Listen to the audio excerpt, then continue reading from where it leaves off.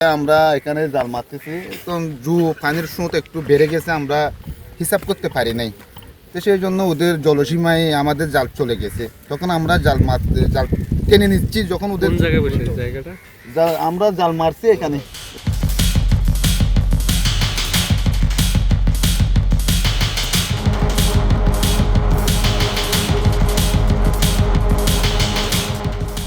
কক্সবাজারের টেকনাফের নাফ নদীতে মাছ শিকার করা জেলেদের অপহরণ মিয়ানমারের সশস্ত্র গোষ্ঠী আরাকান আর্মির জন্য নতুন নয়। মুক্তিপণ পেলেই ছেড়ে দেয় তারা।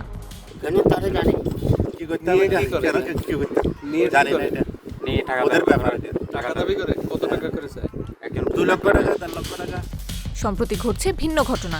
তারা অপহৃতদের কাছে মুক্তিপণ না চেয়ে বাংলাদেশের সীমান্তরক্ষী বাহিনী সম্পর্কে নানান তথ্য জানতে চাচ্ছে। চালানো হচ্ছে অমানসিক নির্যাতন। খাবার অল্প দিছে আর কি খাবার দিছে? সাদা ভাত আর এই যে খেলা গাছ সিদ্ধি করে দিছি, না খাওয়া যায় না। তারপরে ফরানটা বাঁচার জন্য খাইছি। মনে ছিল না, আমার কল্পনায় হয়নি আমি যে আবার দেশে ফিরে আসতে পারবো। সম্প্রতি কিছু জেলেকে নাফ নদী থেকে অপহরণের পর মুক্তিপণ না চেয়ে শুধু নির্যাতন করেছে আরাকান আর্মি। কারণ হিসেবে জেলেরা বলছেন, আরাকান আর্মি শুধু জানতে চেয়েছে বাংলাদেশ সীমান্তে আইনশৃঙ্খলা রক্ষাকারী বাহিনীর ঘাঁটি ও অবস্থান। এরকম বলে আবার আমাদের দেশের কিছু তথ্য বলার চেষ্টা করেছিল, আমরা বলি না। যেমন তো ওই কথা সব সময় তো বলা যায় না। এই জন্য যে শাহপুরের দ্বীপে কই বাহিনী আছে, আমরা বলতেছি, আমি বলতেছি আমাদের যে ভাই আছে, যে ওরা আমাদের আরো 60 জন যে জেলে আছে, ওরা সবাই আছে। ওই বলছি আমাদের শাহপুরের দ্বীপের জেলে আছে, বাহিনী আছে একটা বিজিবি, ওদেরকে চেকপোস্ট কোথায় কোথায় ওদের কোন স্থানে ওরা ডিউটি করে, ওটা বলতেছে। আমি বলতেছি গোলারপাড়া একটা আর জালিয়াপাড়া একটা, আর মাঝে কোনো ডিউটি নাই। আমি ওইভাবে তথ্য দিয়া তারপরে হয়তো তুমি মিথ্যা বলতেছো, আরো হয়তো অনেক ডিপার্টমেন্ট আছে, ওইটা ওরা আমাকে একটা বাড়ি দিছে।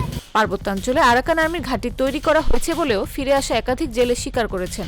আরাকান আর্মি সদস্যদের পরিবার বাংলাদেশ থাকে বলেও জানান জেলেরা। 5 জনের মতন অলরেডি পাইছি। টোটাল এই যে ওদের জন্ম, ওদের আত্মীয় স্বজন সবাই বাংলাদেশে আছে। আমাদের অভিজ্ঞতা ওইটাই বলে সবাই বাংলাদেশে আছে। ওদের আত্মীয় স্বজন বা আমাদেরকে 3 জন অলরেডি ওদের পরিবার তথ্যই দিছে, কিন্তু ওদের পরিবারের ভাই বোনের নম্বর খুঁজছি দিয়ে নাই, ওরাই পাঠিয়ে দিয়ে নাই। কক্সবাজার থেকে না চট্টগ্রাম থেকে? এই যে রাঙামাটির আছে, মুশখালীর আছে। তাই নাকি? হ্যাঁ হ্যাঁ সব আত্মীয় স্বজন? হ্যাঁ, আত্মীয় স্বজন, ওদের আপন ভাই বোন, আরেকজনের মা এখানে আছে। তাহলে কি আরাকান আর্মি কক্সবাজার ও পার্বত্যাঞ্চল ঘিরে কোনো নীল নকশা করছে? এমন প্রশ্ন উঠছে স্বভাবতই। তবে সীমান্তরক্ষী বাহিনীর সদস্যরা এসব বিষয়ে সরাসরি কোনো কথা না বললেও সীমান্তে কিছু চ্যালেঞ্জ আছে এবং সেগুলো কাটিয়ে ওঠার চেষ্টা করা হচ্ছে বলে জানিয়েছেন। সাধারণত আরাকান আর্মি অপহৃত জেলেদের পরিবারের কাছ থেকে লাখ লাখ টাকা মুক্তিপণ নিয়ে ছেড়ে দেয়। তবে বিজিবি ও কোস্টগার্ড সদস্যরা টহল দেওয়ায় অপহরণের সংখ্যা তুলনামূলক কম বলে জানিয়েছেন অপহরণের শিকার জেলেরা। বিজিবির সহযোগিতায় পরিবারের দেখা পেয়েছেন বলেও জানান তারা।